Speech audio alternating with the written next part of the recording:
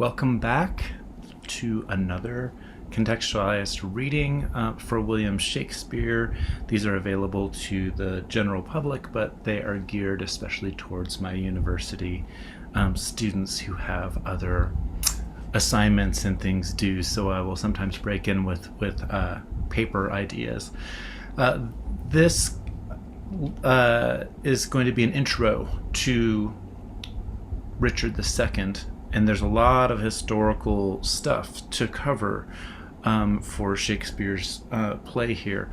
And first of all, one of the reasons why we're reading this particular play is that it's the beginning of a series of history plays, and so I want folks to, especially if you're encountering Shakespeare for the first time this summer, as I make these reading lectures, I want you to feel like you can sort of follow through with some of the historical stuff. Now, Richard II is composed in the mid-1590s, so it's not too far away from A Midsummer Night's Dream, and it is before Hamlet. And I think that there are definitely moments, as Stephen Greenblatt has pointed out, where we can see kind of a prelude to Hamlet in some of the language that we see going on, particularly with King Richard II in Act 3 of the play. So that's something to note. Another thing to note is that in general, for the period, if the play is named after an individual person, it is considered a tragedy. And so the official title for this play is The Tragedy of King Richard II. And there's something about tragedy as a genre, as I've said in earlier contextualized readings, that is about the force of time. We could call it the fates in the ancient world, but of course we're in the Euro-Christian world as well. And this is going to change a little bit of my energy in terms of my contextualized readings, because I'm going to focus more directly in my contextualized readings on the idea of political theology.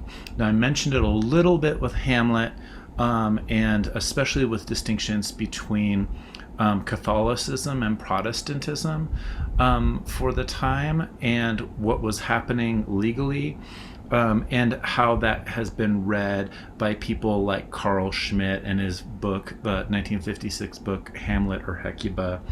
That it's been read as a particular moment where history and plays converge. That's one of the key things that Carl Schmitt, who I don't think is necessarily correct, he's a controversial critic, but he will come up several times in the discussion here, because he wrote a 1922 book called Political Theology that I will be quoting from, and that so for those of you who are in my class, what this is going to do is give you an accent or an angle, I guess, into Shakespeare scholarship. I'm also, in the back of my mind here, thinking about our contemporary situation. So our contemporary scholarship should speak to our contemporary concerns, and many of our concerns around Shakespeare and our national discussions lately have been about race and about social justice issues, also gender issues as well, and some of that came up with discussions of Ophelia in previous contextualized readings. But it can sometimes feel like, when we're talking about Shakespeare, that race is kind of in the background or hovers, and we think about like the legacy of white male authors in particular, and why they have made, why they continue to have such a hold in the canon, and of course, because Shakespeare being who he is, he comes into play here. And I've definitely given my opinions on some of that, on the role of Shakespeare in curriculum, for example, which I feel like actually is decontextualizes what Shakespeare was up to as a writer, who wasn't really concerned about his writing being published in print, for example, in his own lifetime. So on the one hand, I want to kind of bracket some of those concerns, but also approach in criticism will show you all what in criticism we do as literary critics and as professionals, because it's not about what we like necessarily. It's not about making taste. It's not about classics and the human condition. Those of you, my students, who you will notice in my comments and your papers, when people sort of blandly universalize the human condition, I'm sort of pushing back on you in my comments on that. And we'll definitely get to some of this when we read Aimé Césaire's kind of adaptation of The Tempest in a few weeks. But Richard II is going to be my way into a lot of contemporary thought around Shakespeare, which means that there's going to be more criticism and more of this kind of background stuff going on for this generalized lecture. Okay, so I'll end my intro there. Here we go. So in 2021, we call this play history, but the convention is that it's a tragedy. And so this, just by saying that, this means that it might be fruitful for us when we're writing papers, when we're studying this stuff, to go back to Aristotle's Poetics, which came up in my Hamlet lectures, and maybe apply them. So what does hamartia, or a so-called tragic flaw, what tragic flaw, if we're going to use Aristotle's term, what tragic flaw does King Richard II, for example, display? Does he have hubris or excessive pride? How does all of this relate back to ideas of fortune or fortune's wheel, which is going to be the more ancient notion of fate? And we talked about the king being on top of the wheel turning, and the king being deposed and going to the bottom, versus notions of balance, trying to keep things as they are, as Rosencrantz and Guildenstern tried unsuccessfully to do in Hamlet. So that's one way into the play, just like, okay, well, let's take Aristotle's terms and see what Shakespeare's doing with them. Now, we also know that Shakespeare's not writing in Aristotle's time. We know that he's writing in a Euro-Christian era as well, so we'll have some things to say about that. Let's think about Shakespeare in his own time and think about his impulses as a writer. So why, as a writer, might Shakespeare want to do so many of these history plays? He writes several of them.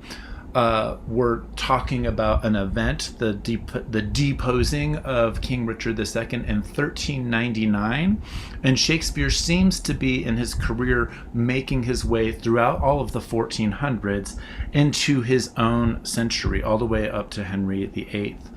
And so he's been telling the history of England about the past 2 centuries. Now we have, yes, of course, Hamlet has its sources, at least, and is set back on the continent in a previous time period. A Midsummer Night's Dream is set in ancient Greece or ancient Athens. King Lear is set further back in time, and Macbeth will be as well. And those are later plays, so those are different than these English history plays. And I think that accenting the difference is going to allow us to see what Shakespeare might be up to differently in those other plays. Which is why we're doing, this summer, as like an intro to Shakespeare, we're doing a comedy, a tragedy, a history, and The Tempest, which I feel like is one of these kind of genre morphing. I think people will read The Tempest sometimes as a comedy for sure, but I think that the late plays are very genre blending when it comes to Shakespeare. So as a writer, I think that at least one of the things that Shakespeare is trying to do with writing the tragedies of English monarchs is that he's mythologizing England. His work, and we've been talking about this summer the role of art for Shakespeare and Shakespeare's defense of art. That's an underlying theme for my course this summer. When we are trying to parse out what Shakespeare's relationship to art is, some of my students have been pointing out, oh, well, one of the differences between art now and art in Shakespeare's time is that art now has just become so politicized in our particular moment. And I would ask us to maybe rethink that and think like Shakespeare is dealing heavily with political themes during his time, and he's been using art as a way to express concerns within a very, very politically charged, I will say, environment, and especially religiously charged environment. So he's also using, if he's writing a history of the monarchs, he's going back to before the Protestant Reformation in this period.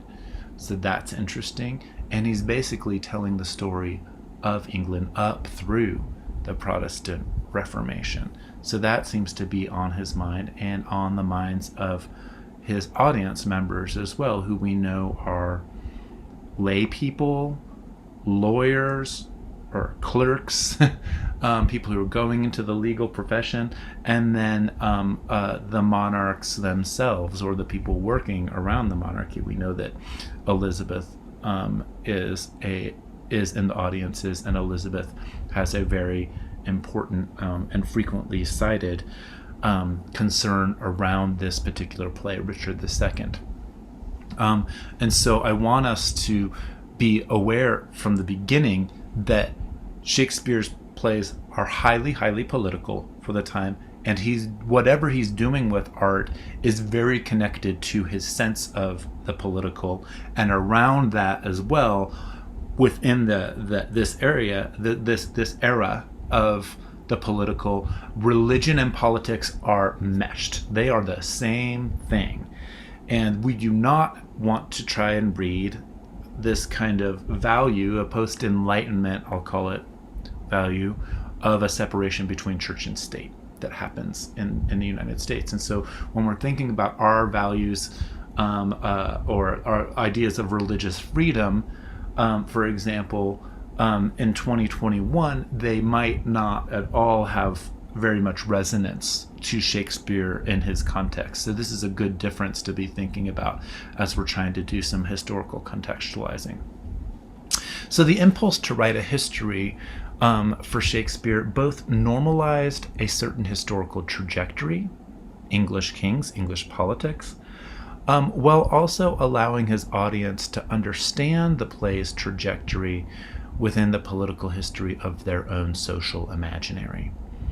So what I mean by that is that he's partly using play, fiction, art to reveal to his audience a kind of social imaginary or a social desire, which means that he's not telling straight up history. He's not even attempting to do so. And you might say, like, all history does this, as these fictive elements where the historians have to sort of put together a story of some sort. And so that's why it's good to have different perspectives on histories, or why the people who are the so-called winners maybe have some blind spots in the way that they tell history. But he's trying to understand a social imaginary.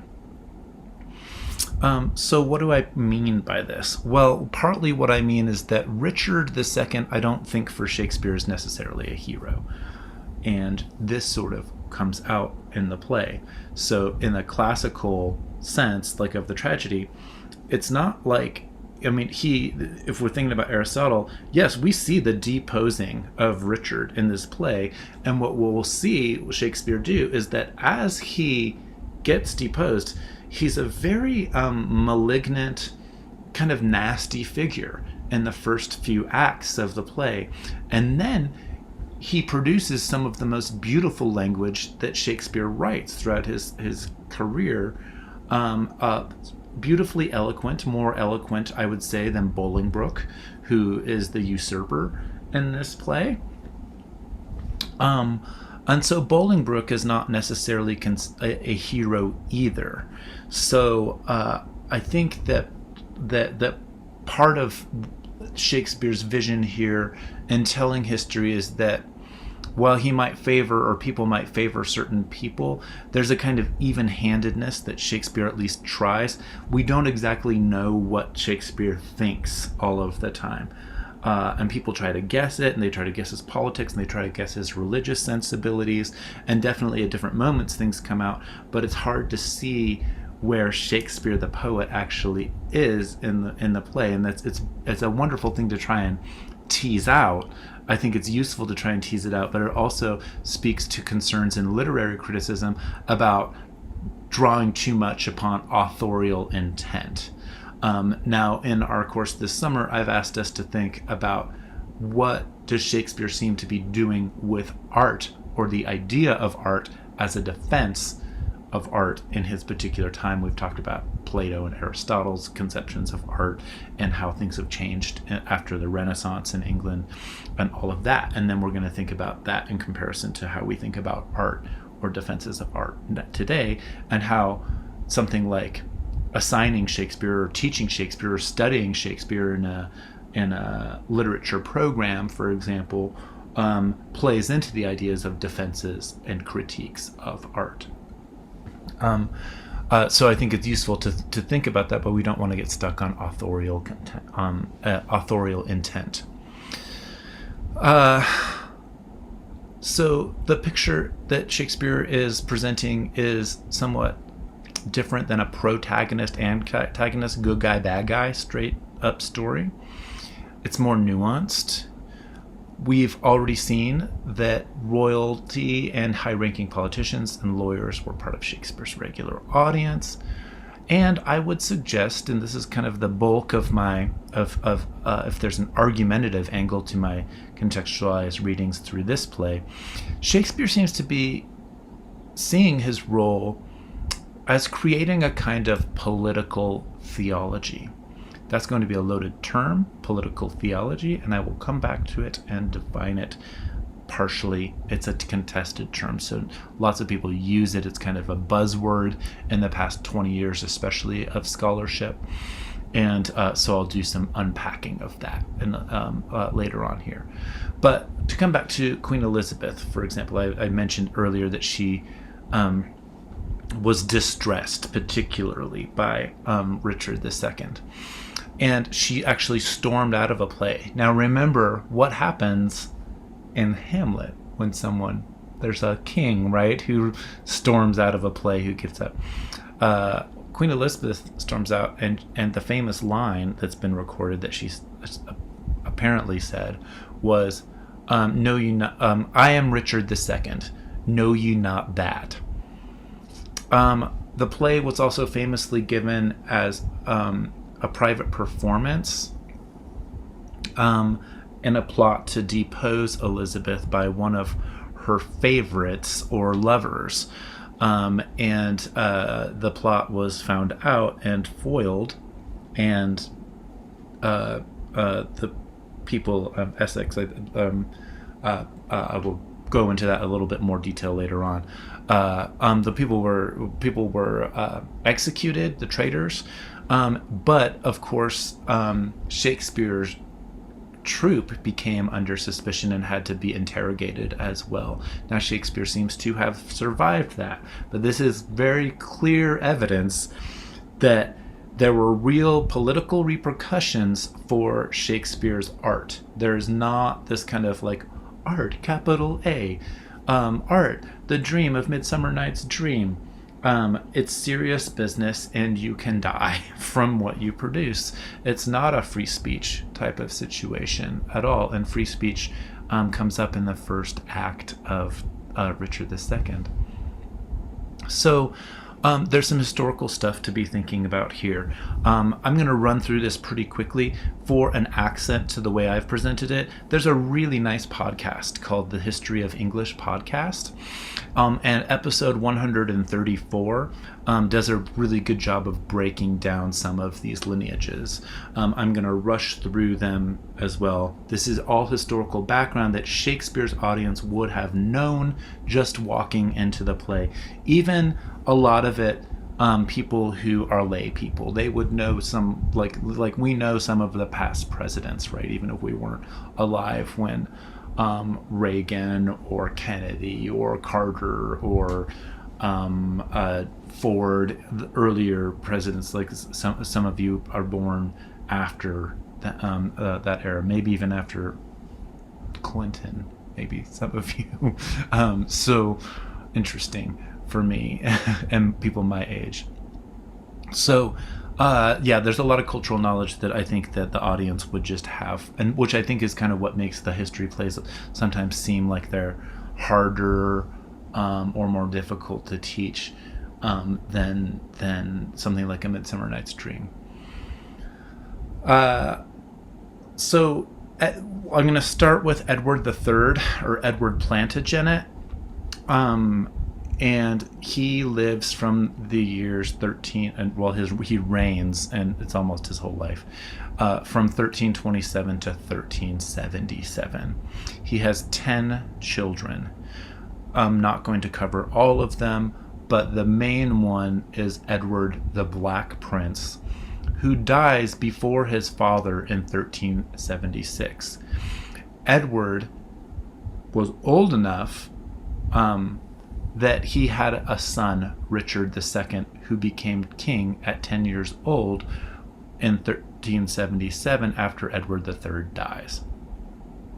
So because he comes in as at 10 years old, he has regents, he has uncles, he has his father's brothers who are helping him along as he develops before he comes of age to become ruling in his own right.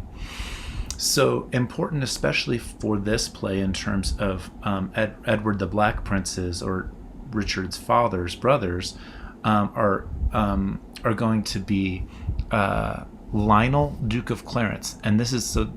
What's important about Lionel is he doesn't make much of an appearance in the play because he dies actually in the 1360s, but he had a daughter, Philippa, and then she passed. And she had a son, and then he passed, but then he had a son, and so what's at issue here is that because Lionel is second in line in terms of Edward III's brothers, so when Edward the Black Prince dies, his next youngest brother would have the right to the throne if Edward didn't have any heirs himself. But Edward did. Edward had Richard II, right? This will make a little bit more sense in a few minutes. So his brother Lionel also died young, and so if Richard doesn't have an heir, it would pop back over legally to Lionel, Duke of Clarence. But because he was dead, we have to trace down his lineage for an heir. Now, at the time, Henry Bolingbroke, who's going to usurp the throne in this play, is going to claim that he has legal right by citing French law, which wouldn't have allowed a female line to carry the kingly line. But in England, there had been precedent for women, and we can see that later on with Elizabeth and with Queen Mary in the 1500s, right? So there are in England, if the only child of a king is a woman, she gets to maintain, she can rule the land. And there would be sufficient pressure for her to marry, of course, as there was for Elizabeth during Shakespeare's time. So what is not so much covered in Shakespeare's play is with the Duke of Clarence, or Lionel, is that there's a great-grandchild that is and his name is Sir Edmund Mortimer IV, by the way. And he actually would legally have a claim to the throne of Richard when Richard dies, rather than Henry Bolingbroke, who becomes King Henry IV, right? So what this will start, and some of you I'm sure already know this, what this will start is a series of familial wars known as the War of the Roses, the Wars of the Roses throughout the 1400s. And that's the kind of dramatic context and the background for many of Shakespeare's plays, history plays to come. Okay, so Lionel doesn't really play much of a role in the story, and that tells us some decisions that Shakespeare has made as a writer, the fact that has been a little bit de-emphasized. And there's probably some really smart reasons for that, which we can glean as we keep studying this stuff. So Clarence isn't in the play. Thomas, or Duke of Gloucester, who's another brother to Richard's father, has died at the outset of the play, and he's been murdered. So he's not just died. So in the David Tennant version of the play, it's very nice. It opens actually on the funeral, and there's a coffin on stage for Act 1. And so what has happened at the outset of Richard II is the Duke of Gloucester has been murdered for some reason, and the implication is that Richard had a hand in it. And this is because Richard has come into power, and his uncles, who've had sway over him while he was growing up, he's striving for his own sense of authority, and maybe other people who've had more authority in the past want to hold on to that authority. But for whatever reasons that aren't really explained in the play, at least I'm just going to stick with the play here and not jump into history, but the Duke of Gloucester has been murdered, and Richard seems to have had a hand, and that he's definitely accused of it in the play as it unfolds. The other brother, and the really important character for this play, is John of Gaunt, who has founded the House of Lancaster, and he is going to be Henry Bolingbroke's father. Then we have another brother of Edward III, of Edward the Black Prince, who's died. He would have been Edward IV. Is Edmund, who goes by York in the play. So people's names in the plays are often related to the lands that they are in charge of as dukes. So think of dukes as kind of like lesser kings. They're kings of a kind of principality. You could call them a prince even, but they are kind of they oversee different territories, and then you have the king of England on top of them that can oversee all of the dukes of a land. So in Shakespeare's play, one of the decisions that Shakespeare's made as a writer is that he treats John of Gaunt very nicely. John of Gaunt, historically, and for those of you interested in race and Euro-Christian colonialism, John of Gaunt might not at all seem like a good figure, and this is a really important sort of thing to be thinking about as we're reading Shakespeare, especially for those of us who are interested in anti-racist criticism, anti-colonial criticism. This stuff is really important historically. And so Shakespeare is treating John of Gaunt especially well as a kind of hero in this play. This is partly because he's a direct ancestor to Henry VII, or Henry Tudor, by a second marriage. And this is what this John of Gaunt had established the House of Lancaster earlier on, and so the House of Lancaster through Henry VII, will end the Wars of the Roses when he deposes Richard III. So Richard III is another place. So that's jumping all the way to the late 1400s. So I know it's a little bit hard to get your head around, which is why we have to have a general lecture like this at the beginning. So historically, John of Gaunt might be considered the father of Euro-Christian colonialism. Why do I say that? Well, he was certainly nationalist, and he has great patriotic speeches in this play, and he defended the English language. So he's important for us in terms of just those of us interested in the history of English language, because he defended the Wycliffe Bible, which was the first translation of the Holy Bible, the Christian Bible, into English, and it was not an authorized edition, and so there was criticism from the popes, or from the Pope and from the Roman Catholic Church at the time, and so John of Gaunt defended the Wycliffe Bible and the translation of the Bible into English. Wycliffe is sometimes considered the morning star to the Reformation. A lot of his political ideas and religious or theological ideas found their soil, or took root in the soil of England and Scotland, more so England than Scotland, through that English translation of the Bible.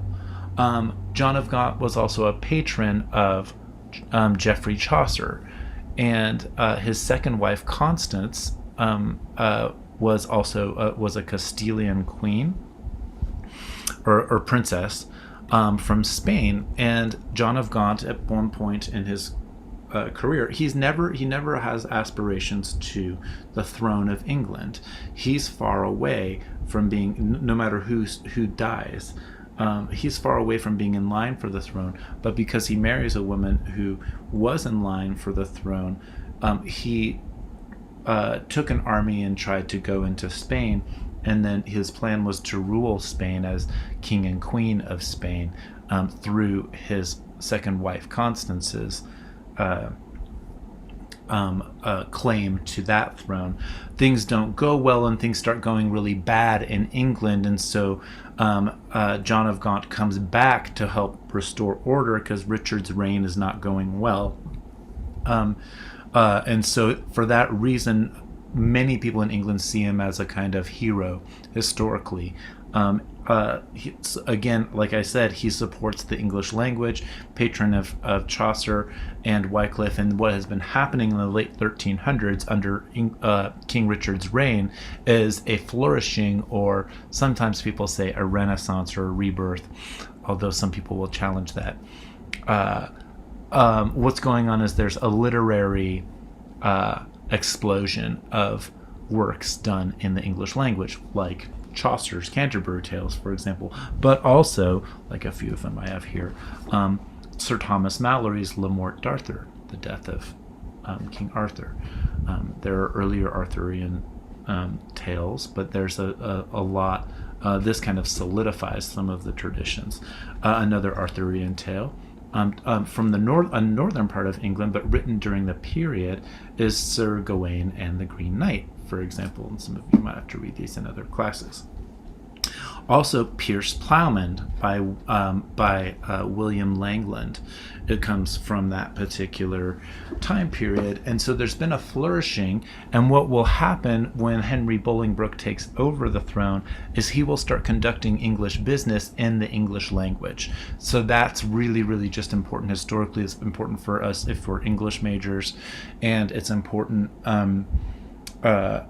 in thinking about the ways that English comes into use as a colonizing language in later times, in terms of conquest of colonizing other parts of the world.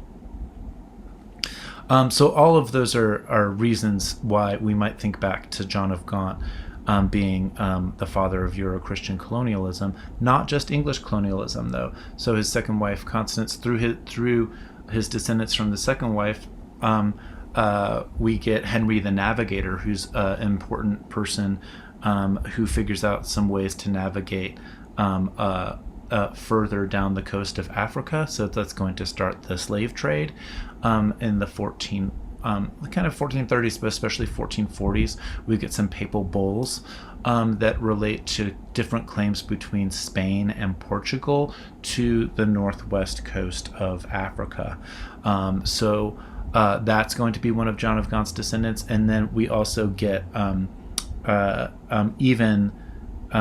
Queen Isabella and Ferdinand in Spain, who decide to fund Christopher Columbus's voyages, which brings this transatlantic slave trade to the what becomes known as the Americas, but it starts in the Caribbean. And Carib is a native word from that area. Christopher Columbus starts the slave trade on his first voyage, the first contact. What he does is he unwillingly takes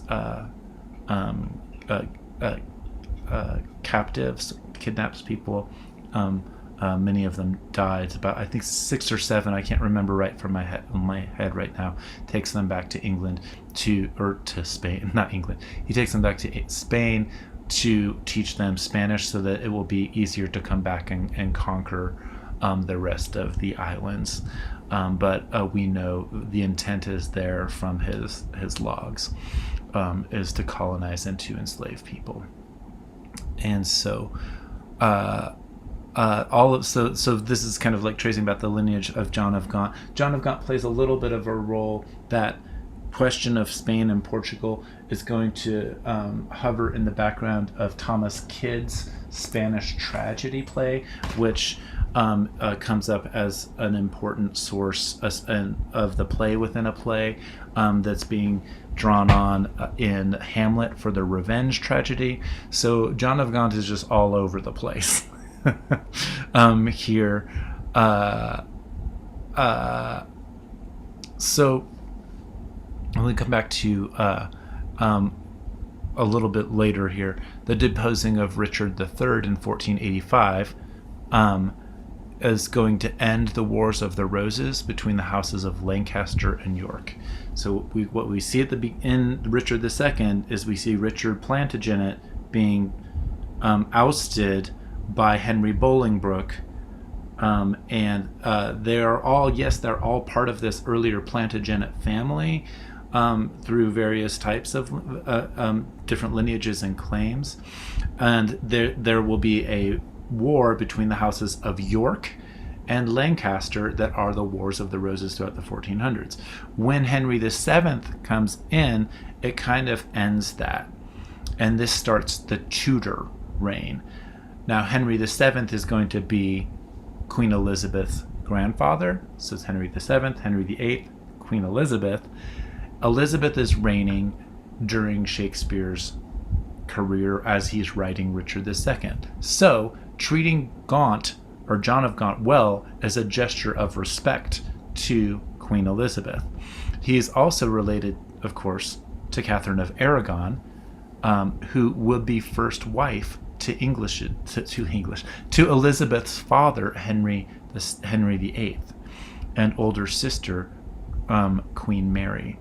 So Gaunt will, again, it's that long lineage back to John of Gaunt that saw a kind of unity between Spain and England. But once Mary, Queen Elizabeth's older sister, dies, and Elizabeth comes in, and Elizabeth is following the Protestant religion of her father, Henry VIII, against Mary, who was kind of pushing things back towards Catholicism because of her mother, and because Mary was married to King Philip II of Spain. When Mary dies, it creates a kind of break between Spain and England, and that the Spanish Armada is going to come in the 1580s, where it's Spain coming back to basically they think they're going to depose Queen Elizabeth I. And they don't. It's kind of a miraculous event, that's kind of theological language that's loaded in this context, but it seems like England is going to be defeated. Spanish forces are overwhelmingly superior. They have all of this money that they've gained through the extraction of resources from the so-called New World in their eyes. And so Spain has become really, really rich, and they have this big navy, and they come to try and take England, and they are defeated.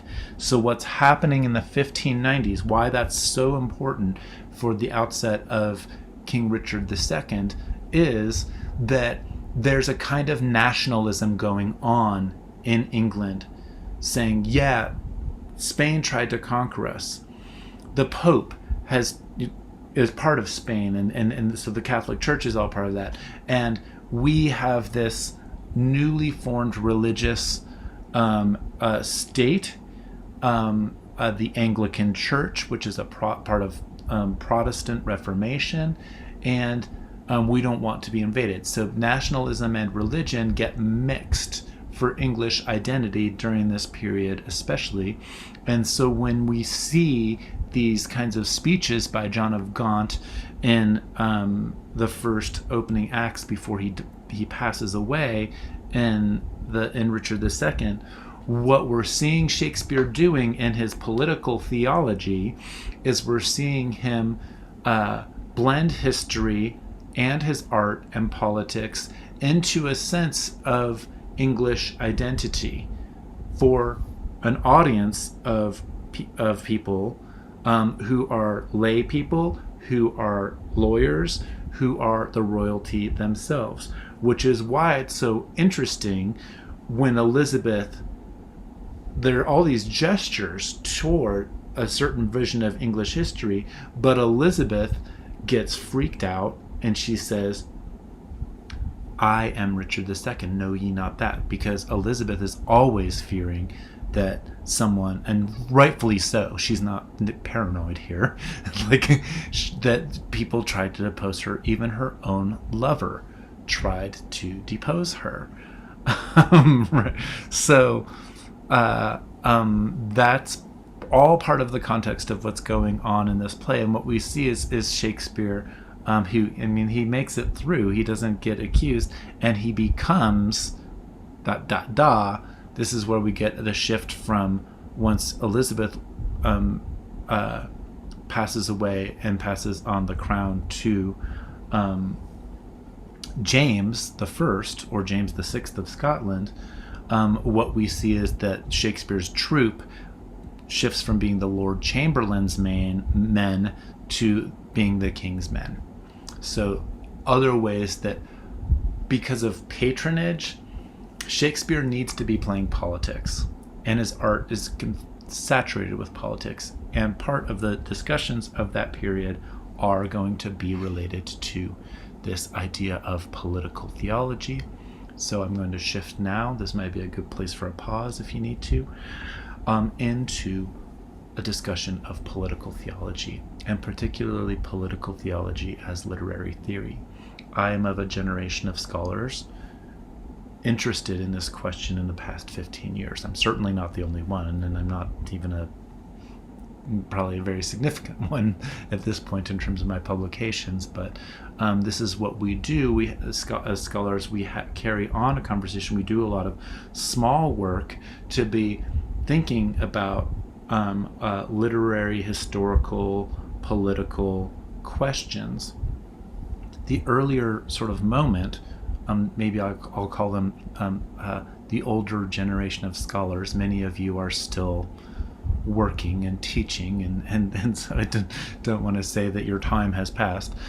They're working with an idea or a literary theory called New Historicism, which looked at historical context very, very heavily, and art's relationship to that. Stephen Greenblatt, who I often cite in these lectures, and who's a major influence for me and someone who I admire. So I am not at all in my generation trying to just depose the older generation.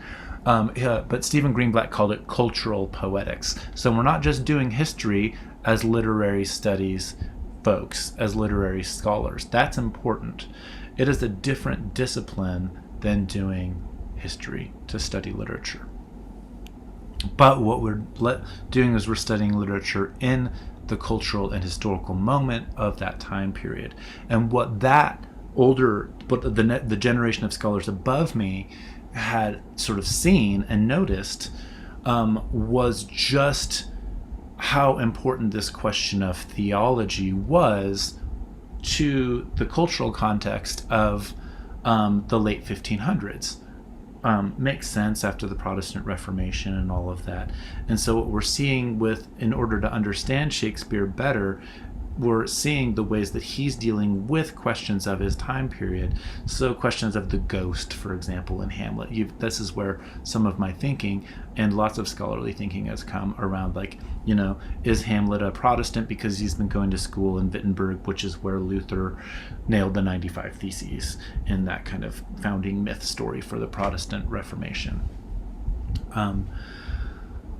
So with Richard and King Richard II, we're dealing with the issue of sovereignty, especially. So that's a loaded word here, sovereignty. What is the role of sovereignty? And particularly the notion of the king's two bodies in relation to this thing called the divine right of kings. So while James I, who comes in the early 1600s, after this play has been written, he was one of the biggest proponents of the theory of the divine rights of kings. The legal ideas around the divine rights of kings show up in this medieval notion of the king's two bodies. And I don't have the book next to me.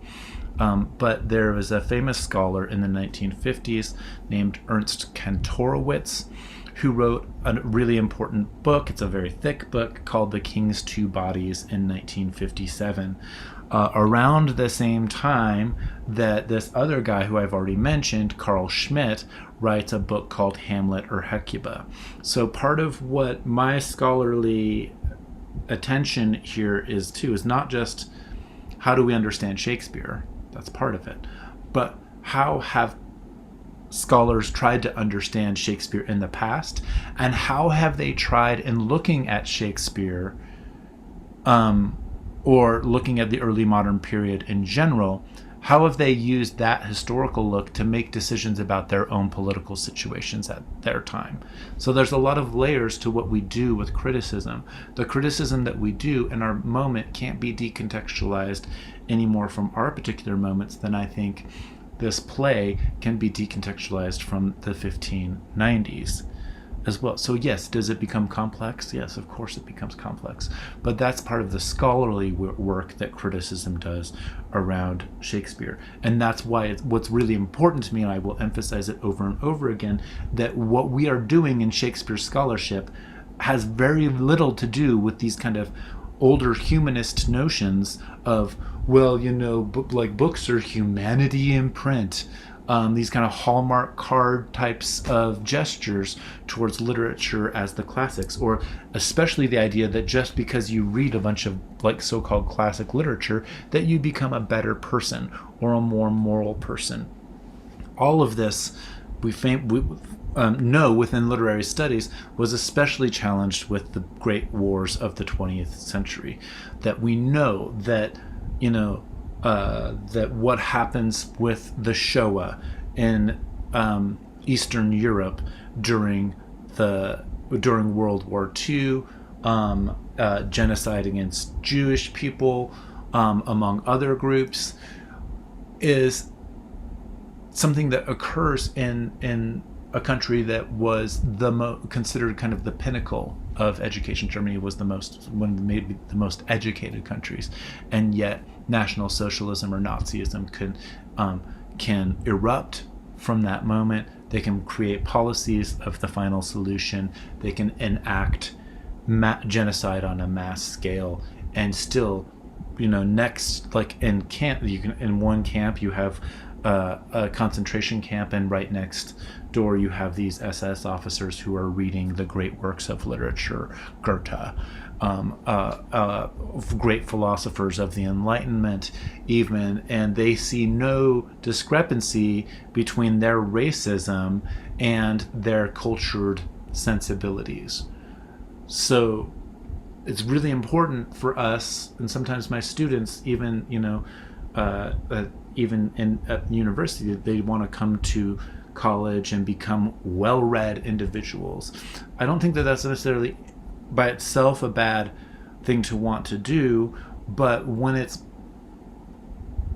enmeshed in an aspiration to some sort of social capital or social power, and that's enmeshed in curriculums and the ways that certain individuals have been held up to display certain values in those curriculums, such as those who would make humanist claims around Shakespeare, and that's why Shakespeare needs to be assigned, as some people think, in high school curriculum all of the time, no matter what. So I don't have a problem with a high school teacher teaching Shakespeare to kids.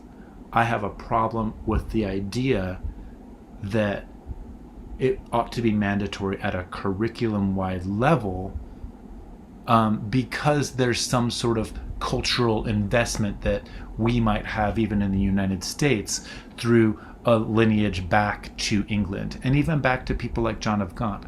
That is white supremacist, I will say. That is racism in its institutionalized form. I want to separate those encultured impulses that people might not see as racism, that might not see that, well, I just like Shakespeare because he's like the greatest writer of all time, or his vocabulary of the English language, or blah blah blah.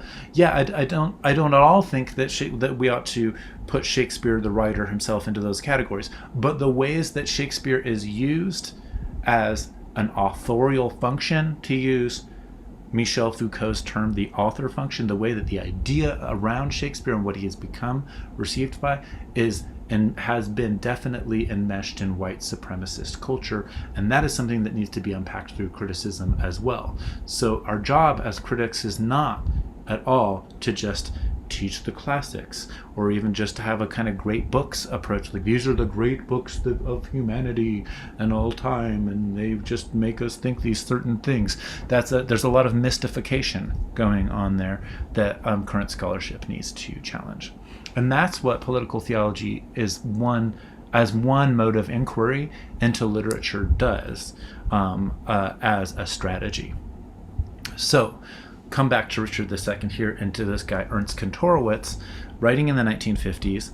I will say some other things about Carl Schmitt, also writing in the 1950s, and they're using Shakespeare to advance their own political and critical agendas.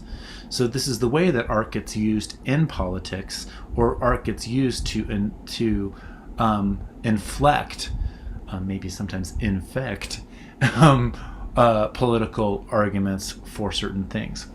So this is why Ernst Kantorowicz's book, The King's Two Bodies, was so important, I think, in the 1950s. Here's him writing. So this is a quote from Kantorowicz. He says, "The legal concept of the king's two bodies cannot, for other reasons, be separated from Shakespeare. For if that curious image, which from modern constitutional thought has vanished all but completely, still has a very real human meaning today, this is largely due to Shakespeare. It is he who has eternalized that metaphor. He made it not only in the symbol, but indeed the very substance and essence of one of the greatest plays, the tragedy of King Richard II." There's a great podcast called The Play's the Thing, and I've given you, my students, links to this, but if you're general public, they walk through acts of plays, they have discussions about it, and what's nice about their discussions about Richard II is that they were happening during the transition of power in the American elections during 2020 and 2021, so earlier the year that I'm making this video. And so a lot of their discussion on that podcast is about just how very relevant these issues of the succession of power, the transfer of power, contested claims around the transfer of power come to us around election times. We know what happened on January 6th, 2021 in the United States, and that is still part of the fabric of our national conversations right now. I would say that Richard II is an important thinking point for the ways that we think about power today. Not just because of Shakespeare and what he said over 500 years ago, but because critics and legal thinkers and politicians have developed a discourse around Richard II as well, and the succession of power, and particularly this divine right of kings. We don't have kings in the United States, but we still tend to focus all of our attention on this one individual person in power, right? Even though we know that there's a whole administration at work, we tend to focus on the cult of personality around the individual. I think that's what Kantorowicz is saying when he says that the king's two bodies still has a very real meaning today, and it's partly because of Shakespeare, because Shakespeare was using art to make a political theology, and questions of cohesion, nationality, national identity all hover around this. Religion is infused in those sorts of questions as well. So Kantorowicz notes that the distinctly English inflection of the concept of the king's two bodies was also present and different from the European continent. So this is important to think about how England is, yes, there's Christianity in general, but there's also a particular way of thinking that England had around those issues. And I think those of you who are interested in American literature or American Revolution, later the colonies that are starting to develop on Turtle Island, or the North American continent as the Euro-Christian name for it is, as they develop in the early 1600s, Elizabeth I is the one who does the first colony, English colony on Turtle Island, or North America. It doesn't quite work out for them, but the colony of Virginia definitely is named after the so-called Virgin Queen, right? Elizabeth. But the colonies really get going after 1608. The first ones don't work, and so. For various reasons, there's a couple of different attempts, and then Jamestown gets going, and then later on you get the colonies up in Boston around there. So that's all going on in the period. It's important we'll see that this historical figure that is wrongly named Pocahontas, when we think back to that the real person, Mataoka, she is present at a Shakespeare play at the Globe of the Tempest. So that's an interest, when you're thinking about comparing historical periods. Native Americans were in the audience, in other words, for some of the Shakespeare's plays during Shakespeare's life. So Kantorowicz, to go back here, he says that the different notion of the king's two bodies in England is going to inflect that, and that's going to shape how the ways that English colonization is different, say, than Spanish colonization of South America, or Portuguese colonization. They're all Euro-Christian colonizers, and there's something to be said about that, but there's especially through political theology, we want to note some of the nuances with England. So Kantorowicz says, quote, "It's true that continental jurisprudence also arrived at political doctrines concerning a dual majesty, or the king's two bodies, a majestas realis of the people and a majestas personalis of the emperor. The two bodies are the people and the king. Or if you think of the phrase, the king is dead, long live the king, right? When one king dies, everything doesn't fall apart. Somebody else comes in to power, right? And that's why the divine right or divine succession was such an important part of the medieval or early modern concepts for some of these people in power, especially James I of England. And so the question is that when the individual body of one king dies, there's also a separate body, which is kind of the realm, the land, sometimes includes the people themselves. And so it's a metaphorical type of figure, but it's it's a legal fiction that exists that allows states or nations to hold together through the succession of power. So, on the continent, to go back to Kantorawitz's quote here, there was a sense of the majesty realis of the people and the majesty personalis of the emperor, especially the Holy Roman Emperor, right? Along with a great number of similar distinctions to England. Continental jurists in Europe, not England, right? However, were unfamiliar with parliamentary institutions such as those that developed in England, where sovereignty was identified not with the king alone, or the people alone, but with the king in parliament. And this goes back to some earlier stuff, all the way back to Magna Carta, and this relationship that we're seeing play out in Richard II between the king and the nobles, right? Because what we're seeing is the king being deposed in Richard II by a group of nobles, led in this case by Henry Bolingbroke. So Kantorowicz continues, whereas continental jurisprudence easily attain to a concept of the state in the abstract, like the nation state, or identify the prince with that state, like Machiavelli's book, The Prince, it never arrived at conceiving of the prince as a corporation's soul, admittedly a hybrid of complicated ancestry from which the body politic as represented by Parliament could never be ruled out. That's an English phenomenon. The king is always in relationship to Parliament.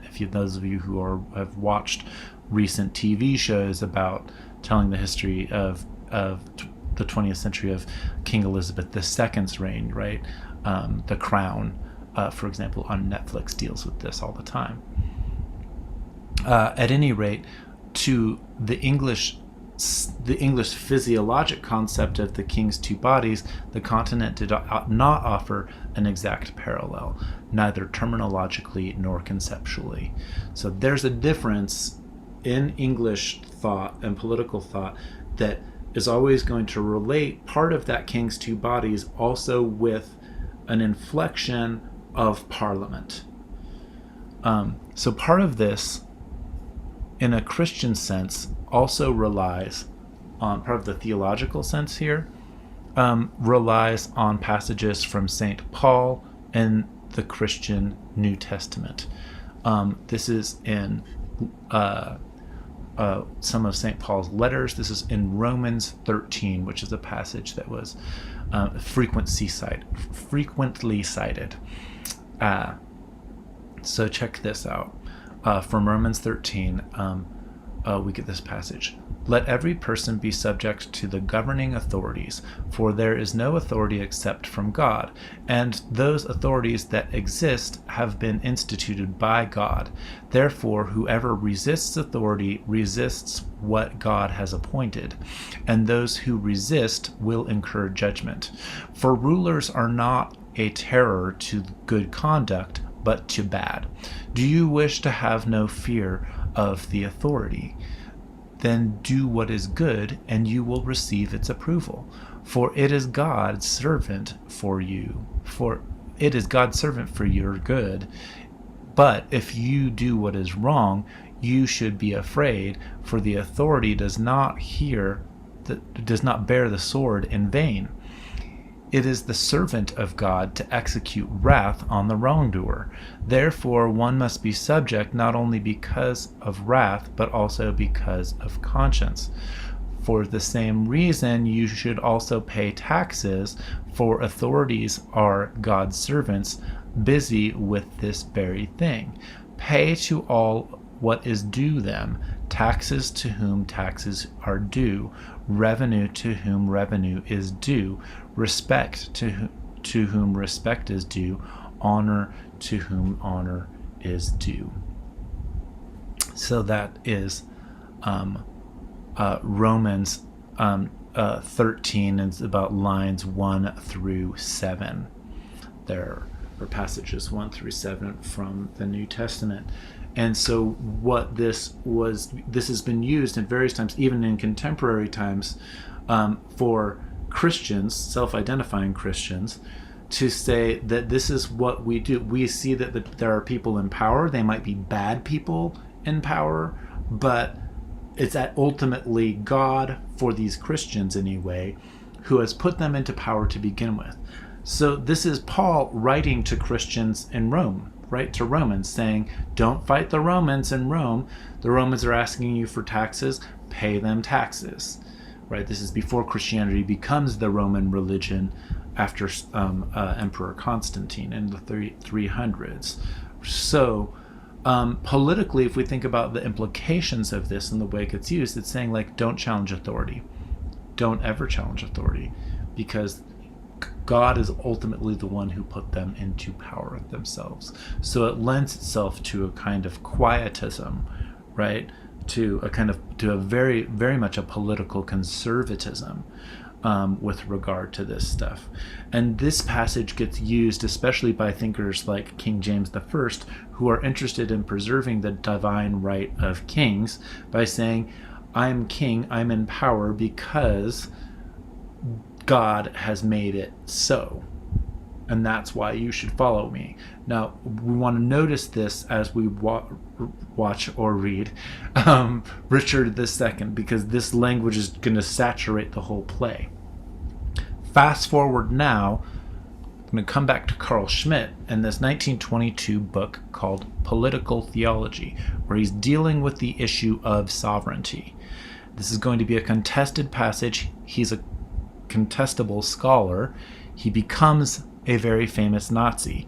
So we don't want to hide that Carl Schmitt has his own very, very right-wing, far right-wing, and Catholic, actually, for him, conservative leanings or tendencies. But the Nazis are not in power yet when he writes this book in 1922. So we don't want to conflate that passage with Hitlerism later on, although he comes to support Hitlerism for sure. So Carl Schmitt's 1922 book, The Political Theology, famously opens by defining the sovereign as the one who makes the decision in a state of exception. So, state of exception, state of exception, state of exception. That is a loaded, loaded term in the world that we live in today. What happened after 9/11? State of exception. Codes in the United States, now color-coded, for terrorist threat alert levels. That whenever there's a state of emergency, there's a state of exception. What Carl Schmitt is saying is that what defines the sovereign, the person in charge, is they're the person who decides what we're going to do when, excuse my language, when the shit hits the fan, right? And so we've seen this throughout so much cultural content in the past 20 years. Think of The Walking Dead. What is The Walking Dead as a show about? Who gets power in the state of exception? All of these shows, Lost, the TV show, dealing with this stuff over and over again. We see in shows like 24 or different Kiefer Sutherland shows, or House of Cards. all of these sorts of things, questions about power, questions about succession, but questions about the legitimacy of power itself. This is something that we are very concerned with in 2021 and in the early 21st century. And that is why it's important to think about the way that literary criticism deals with these questions of power and succession of power historically. That, I think, is one of the reasons why we should keep reading Shakespeare and understand how Shakespeare dealt with this, some of these similar issues. That's a really different argument than saying, like, we should read Shakespeare because it automatically makes us into better humans or something like that. I think that's a dumb way of thinking. I'm mocking it, actually, obviously. So go back to Schmidt, not a nice guy, important thinker, nevertheless. And he says the sovereign is the one who makes the decision in the state of exception. And then later on in that chapter, he says these famous lines. They're quoted all the time in scholarship. All significant concepts of the modern theory of the state are secularized religious concepts, not only because of their historical development, in which they were transferred from theology to the theory of the state, whereby, for example, the omnipotent God became the omnipotent lawgiver, divine right of kings, right? But also because of their systematic structure, the recognition of which is necessary for sociological consideration of these concepts. The exception in jurisprudence or in law is analogous to the miracle in theology. That's why I said miracle was loaded with the Spanish Armada earlier. Only by being aware of this analogy can we appreciate the manner in which the philosophical ideas of the state developed in the last centuries. So that's what Carl Schmitt is saying. Now, people will have differing opinions as scholars about whether or not Schmitt is right. And you will have your own opinions there about whether or not Schmitt is right. Is it true, for example, that all significant concepts of the modern theory of state are secularized religious concepts? We see that there's a little bit of similarity between Schmitt and Kantorowicz there, where Kantorowicz is saying that it is Shakespeare who has been so important to keep alive in our historical social consciousness, at least in the Euro-Christian one, or white one, I will say. I use the term Euro-Christian, not white. And it's a sociological designation. It's not just a religious one. So all lowercase one word. I've mentioned this in other lectures. The Euro-Christian conception so here's something to think about. So when we think about like presidents of the United States, for example, which none of them have ever not identified as a Christian, as some sort of a Christian. There have been two Catholic presidents, Biden right now, and JFK. Right? Everybody else is identified as some form of Protestant Christian president. So despite our valuation of, or our expressed value of a separation between church and state, is there really a separation of church and state? Is the United States a Christian nation? Many avowed Christians by faith or believers will say yes, and they'll advocate for this, and this is why the Christian right has advocated for people like Donald Trump, for example. How can they advocate for Donald Trump? Well, they can go back to Romans 13 as just one example, right? Now, you may not believe in any of that stuff or be a believing Christian, but you might be influenced culturally, and you might have a kind of that, what I will say is that colonizing concept of Euro-Christianity is partly where white supremacy maintains its hold in the world today. This doesn't mean that as a white male I can just choose not to be a Euro-Christian. It's not a question of identity, right? Or what I believe or want to believe. It's an intergenerational force that is pervasive. Doesn't mean that we can't challenge it and shouldn't. I'm trying to get us to a place where we can and do challenge that. But it's not a question of pointing at somebody's religion alone and just saying, oh, because this is not a question of religious bigotry. It's about a social movement. And so I'm pointing to these scholars so that you can see how the discussion is maneuvering around these issues of religiosity. So I have in bold in my notes here, secularism, the idea of the secular. Because some people will say, well, no, like those theological ideas don't matter. Now we're secular. We had the Enlightenment, and historically, and we live in a secular world now. Secularism and the secular, I will say, are also inherently Christian concepts, even though we often think of them as meaning not religious in everyday talk. So the meaning is that meaning is recent historically, comes from around the 1850s. Similarly, when someone says, oh, I'm an atheist, so it doesn't matter, or I'm agnostic, they're still forming their identities in Euro-Christian terms. What do I mean by that? In order to reject God, you have to have posed first an idea of God. So yes, you might believe that you have an anti-belief stance, or you are an atheistic stance, but that stance develops its own self within a Euro-Christian continuum. That's why it's not about what you believe or whether or not you go to church. That's not what we're talking about. We're talking about social movements, worldviews, and deep frames. Now, yes, they find their way into ideology, right? In the same way that somebody might cite Romans 13 to say why we shouldn't protest in the streets, for example, right? For that type of that ideological construction can definitely have that underwritten base.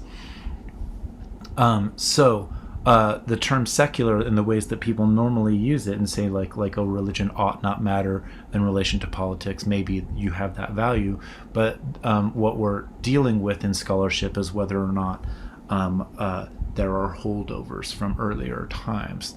And that's where we're going to find things like white supremacy. That's where we're going to find it embedded in our institutions. If we don't want it there, it might be nice. Congress in the United States this week decided to take out statues, right, of Southern white supremacists, right? That might be, you might argue for or against that. I'm generally for it, but that alone, that's one way. Okay, so we might remove statues, but that doesn't necessarily remove the ways that white supremacy is infused in legal processes, for example, in the ways that we think about power and political power itself in the United States, right? So that, and I'm using the United States as an example because I'm speaking from the United States. I apologize if you're watching from another country. It's just the context I'm in. So in Shakespeare's time, secular meant simply of this world, of this physical world, but it connoted theological concepts from St. Augustine, such as the city of God versus the city of men. The saeculum, which is the Latin term, the term that we get secular from, in Latin, the saeculum means age, and it came to connote worldliness, as opposed to monasteries, right, which attempted to live in a kind of different, something closer to the city of God in St. Augustine's terms. In Christian religion, monasteries were distinguished from secular life, but there were specific clergy people who were dedicated to the souls of everyday people. This is important because the Protestant Reformation was about a kind of religious revivalism that said that the secular clergy who were giving these indulgences, who knew Latin, but they didn't really know the Bible. They just knew how to do a mass and say masses for other people, that they were all corrupt, and what there needed to be was a more direct contact in the Protestant theological concept between individual people and their God, that non-mediated thing. So religion in the early modern time, this is very, very important for us, is not considered something in terms of belief like we have today. It's not about what you believe in or you avow. That conception is always just revealing the enormous influence of Protestant Christianity, especially in places in the United States, like where I live.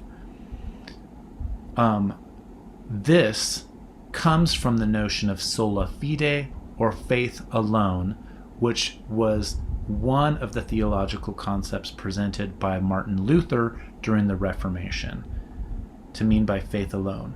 When you're asking, like, well, what does a Buddhist believe in? Or if you say, well, I'm a Buddhist, so I believe in this. Or I'm a Jew, so I believe in this. That discussion, the formation of which you might say, well, I believe in this, I make this identity claim to this religion, that is already influenced by a Euro-Christian social movement or sensibility. I am a Hindu, the same sort of way. The term Hindu didn't exist before colonization of those areas by Britain in the 1700s and 1800s, and this whole discussion of scholars that they invent this apparatus called Hinduism by looking at practices of people in the Indus valleys in India. And then they start naming world religions, and we have world religions courses and things like that. So we want to distinguish that scholarly abstracted idea of religion, which is so closely associated with a sense of religion by faith, from the actual day-to-day practices of peoples around the world who might practice things that would be considered sort of non-Christian, right? The language that we talk about religion in is inflected by Euro-Christianity in the United States. It's very, very hard to distinguish the two. Even if we say, I'm an atheist, I don't believe in anything. I'm a Buddhist, I don't believe in God, like, or something like that. Or I believe in Shiva, like that the I believe in part of the sentence there is the part of the Euro-Christian inflection. So even notions of religious freedom and liberalism, or the freedom from religion, for example, that seem commonplace today, that are valued in the First Amendment of the United States Constitution, for example, only make sense in that continuum based on Christendom or Christen domination.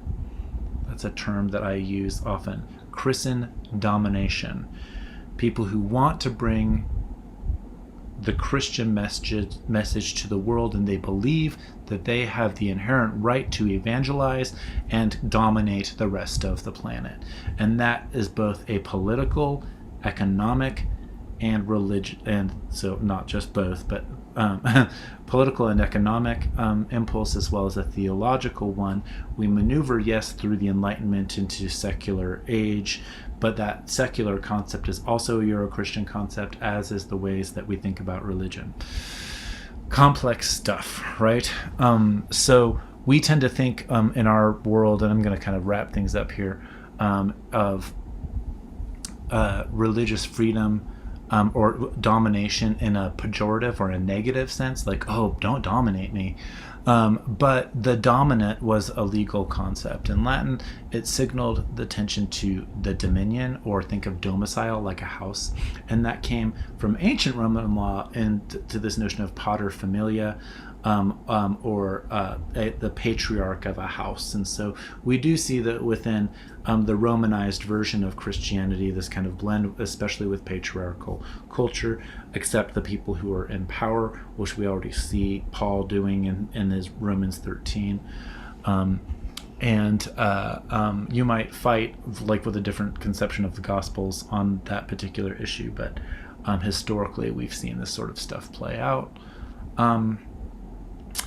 So here are some key concepts to kind of wrap things up here for thinking about political theology and literature, political theology and as a literary mode of looking at Shakespeare's plays. Sovereignty, post-secularism. This is something like recently scholars have said, are we in a post-secular world? I'll have more to say about that. Miracles versus the state of exception. Remember that Carl Schmitt says that in law, in legal terms, the state of exception is equivalent to the miracle in theology, where a miracle is when God breaks the rules of the universe, right? So if history is working this way, the Christian God comes in and says, no, I'm going to fix things.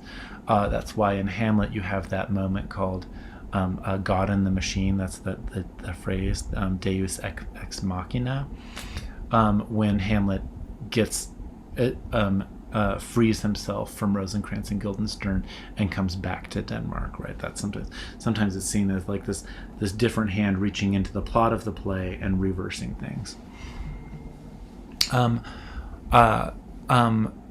Victoria Kahn, who's a professor at Berkeley and who's been a big influence on my thought here, so I just want to sort of acknowledge that out of respect. She's studied the ways, especially in the 20th century, that thinkers tend to look towards the early modern period to solve political crises and discussions of liberalism. So when we're thinking about democracy in 2021, or is democracy under threat?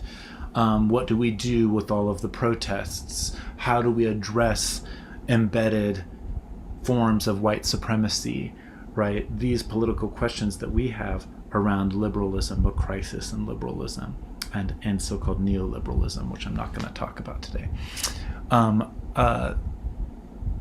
In her really great book called The Future of Illusion, she gives an account of the familiar liberal narrative. So see how this aligns with your own sensibilities for thinking about history. She says, quote, "According to the usual story, we can trace the origin of modernity to the 16th and early 17th centuries in Europe," basically Shakespeare's time, right? And its resolution of a theological political crisis. The religious wars of this period prompted Hobbes, Spinoza, John Locke to develop a religiously neutral discourse of rights that helped to found the modern liberal state on a distinctively secular foundation. If political theology refers to the theological legitimation of the state, or a state founded on revelation, like miracle, then political theology is the problem that the new secular language of rights was intended to solve. It did so by bracketing the question of religion in the state of nature and subordinating religion to the secular power of the sovereign once the Commonwealth has been founded. So think of the great revolutions, the American Revolution, the French Revolution, right? Instead of being guided by religious principles, individuals, according to the new secular idiom of political theory, are motivated by the desire for self-preservation. Those of you who've been commenting in your papers on Shakespeare and the self, those of you who have noticed in lectures, and even people like Stephen Greenblatt who notice that Hamlet is the mature moment of Shakespeare as a writer, is because he's able to convey some sort of internal subjectivity on stage. That is going to be part of that shift, the way people have thought about the shift from early modernity to modernity that we're in, which is a focus on self, on the subject, and on self-preservation. Back to Kahn here. She says, "The contract that founds the state is simply a contract of protection for obedience. I obey the laws, the state protects me. In suspending the question of a substantive common good or end of human action, the new state also removes the occasion for disagreement. Everyone's entitled to practice his religion in private as long as his actions do not impinge on the liberties of others. Or, as modern parlance has it, we agree to disagree. This, we might say, is the self-congratulatory narrative of modern liberalism." That's what I think a lot of people have. A lot of my students come in with that sensibility, and Dr. Kahn has done a really good job of just kind of synthesizing. Like this is I think the social imaginary that a lot of us have, and come into the study of Richard II or Shakespeare with, or carry with us in our lives, this historical trajectory. It leads quickly into progressive liberalism, right? That says that we're going to become more and more free. But when we think about recent things like the movement for Black Lives, or people spray painting ACAB, or all cops are bastards, onto things, right? That really confrontational disruption of authority, is saying that we do not agree, we do not feel protected by the nation state as it exists. The nation state was supposed to come in, it was supposed to correct the political theologies of an earlier era, the things like divine rights and kings, things based on maybe superstition or something. But did it do what it was supposed to do, right? Or does it just tell us a narrative, this secularization narrative?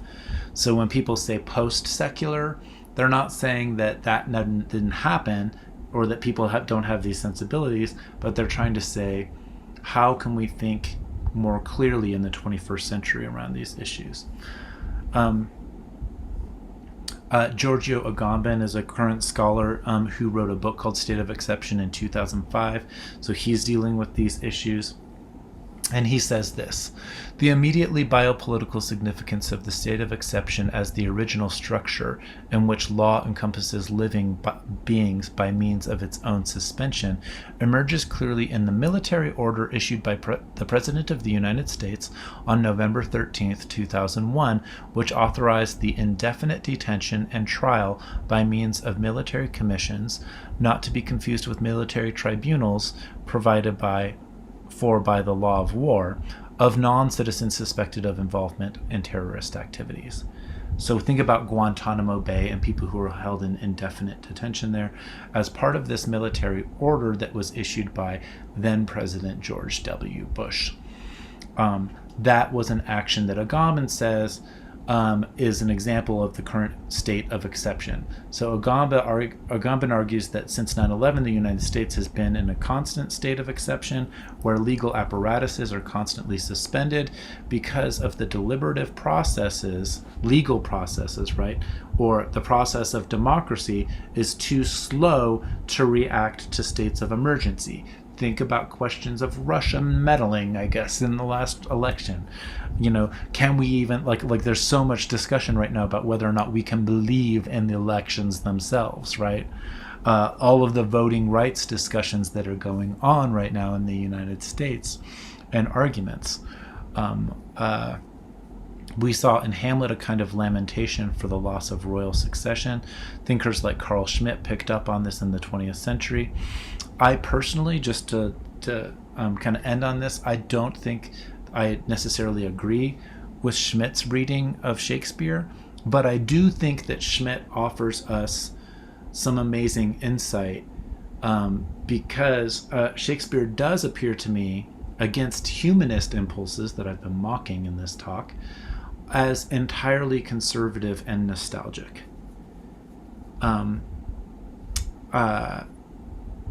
However, so people, the humanists have said, oh, look, this Shakespeare looks forward, right? And Hamlet foreshadows the subjective modernity to come. I think that when we look at impulses in Shakespeare himself, I don't think that he's necessarily pushing for religious freedom. You could argue with me on that. But he does make fun of religion. He does make fun of the state. His nostalgia does seem to harken back to less controlled religious society. So I wouldn't say, although people might argue with me, and that's part of where the discussions kind of come from, I will say that you can argue with me and say like, oh no, well, I think that Shakespeare, the person behind the plays, is an atheist, for example. He's so tired of religion. Definitely people have read him that way. But then we're in an argument about, well, why is it important what Shakespeare the person believed, right? Why are we so consumed with biography of the authors and what they believed? And do our intentions as writers and creators about art inflect or become, what do they say about the works themselves, right? Do the works themselves bear a true resemblance to our actual intentions as artists and writers? And that brings us back to that discussion of what literature and art does, or how it functions in our social world. Let me be clear here as I end that I don't think that Shakespeare the writer is in any way doctrinal. I think that he's really good at not advocating for any particular theological position, and I think that that is part of his own self-preservation as a writer and a good businessman for his time period. And yes, he was concerned with commercial sales of tickets. He's not art for art's sake at all. If anything, I do think that Shakespeare's work does suggest some sort of tolerance position. But I would not say that it's necessarily a Protestant inflected notion of tolerance. Nor would I say that we ought to automatically regard Shakespeare as purely just a secular humanist. And I say that because I've just said that we're having a discussion right now about post-secularism. And so why does all this matter? It doesn't matter if you believe me, Dr. Green, Roger Green, at all in this, but I will say that if we're going to have discussions about post-secularism, this is going to revolutionize or make us have another way of looking into the relevance of Shakespeare for our time. So these modes of inquiry around political theology are not at all limited to Shakespeare, the author. They speak to our conditions of this particular moment, and they offer a way for us to further criticism and think about what the role of criticism is. Boldly stated then, and perhaps arguable, that's okay to argue with me, Shakespeare is not, or at least not only, a white supremacist, I'll put that in quotes, even as he lives in an entirely white supremacist existence. And so if you're going to defend Shakespeare for whatever reason as not being only a white supremacist, he might be, and we could look at The Tempest in a few weeks for that especially. We can look at passages on race in Titus Andronicus, where people are lamenting race in particular. And we can have discussions about that. But I do think that we ought to have more of the scholarly inquiry that I am trying to present as political theology, if we're going to say that Shakespeare is worth studying outside of the forces of white supremacy that continue to pervade and exist in our day-to-day colonized thought in Euro-Christian United States. Again, I'm not saying that the United States is only a capital C Christian country. It's just the inflection of the social movement itself. And if we're going to challenge things like white supremacy, we need to know how they work. We need to know how the logic works. We don't need to adhere to the logic, and we don't need to save people in the so-called canon. We don't need to put up broad defenses. I read works all the time of literature that are not fun to read. It's not about what the study of literature is not about that kind of morally inflected notion of the classic that's going to make us into good people. That is part of a humanist sensibility that I think is archaic for the moment that we're in right now. Lots of scholars have written books about that. I would say John Dollimore's Radical Tragedy, which was a big part of my lectures on Macbeth from last summer. That's a really good place to start if you want to think about that. And that's from the early 80s, so it's kind of old now. Traditionally, Shakespeare's universality, and you will hear this all the time among Shakespeare enthusiasts, and his humanism have, I think, underwritten impulses toward his sustained social importance, but we need to unpack the other apparatuses around that. Not Shakespeare, the writer himself, I would argue, but the way that Shakespeare has been used, indeed, to further colonize and Euro-Christian colonize peoples around the world. I will end there. controversial to be sure. I feel like, and that hopefully keeps some of the conversation vibrant and ongoing.